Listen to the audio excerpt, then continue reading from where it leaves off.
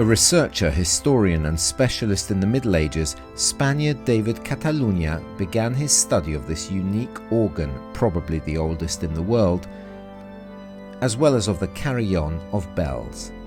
The doctor in musicology came to Jerusalem to deepen his research on this exceptional 12th century instrument discovered by archaeologists in Bethlehem in the Basilica of the Nativity at the beginning of the 20th century and preserved in Jerusalem by the Franciscans. This unique organ is a historical discovery. For researchers, a real opportunity to fill a gap of almost 5 centuries in Christian history. This is the only organ from the period that has been preserved in an incredible state of preservation. So the history of this organ probably was that it was brought to the Holy Land by the French Crusaders.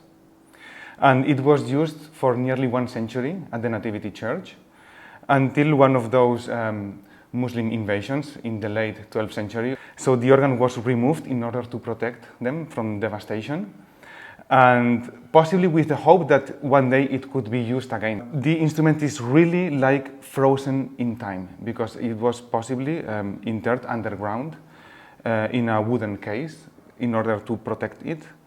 So I am absolutely amazed to see that these pipes could have been made yesterday. Here we have the opportunity to really understand much more about the medieval history of the organ and technology in general and church culture.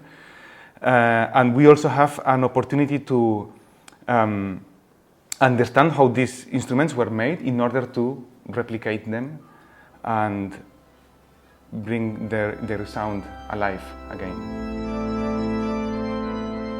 Introduced into the liturgy of the Latin Church in the 10th century, the organ is a very important artifact in Western culture. However, until this discovery, we had no material evidence of the early development of organs in the Church before the 15th century. This is very close to the origins of this musical and technological tradition. And that's why it is so important to study and to understand how the organ became introduced into the church and then adapted to the needs of the Latin rituals inside the church. So the instrument got transformed, and that's what we are studying.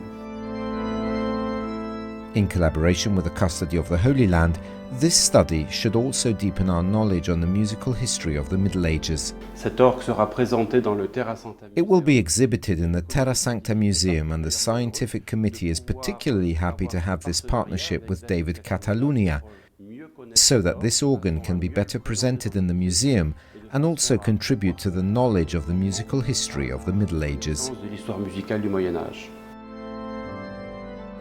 This 5-year project, still in its preparatory phase, should lead to the complete reconstruction of this organ.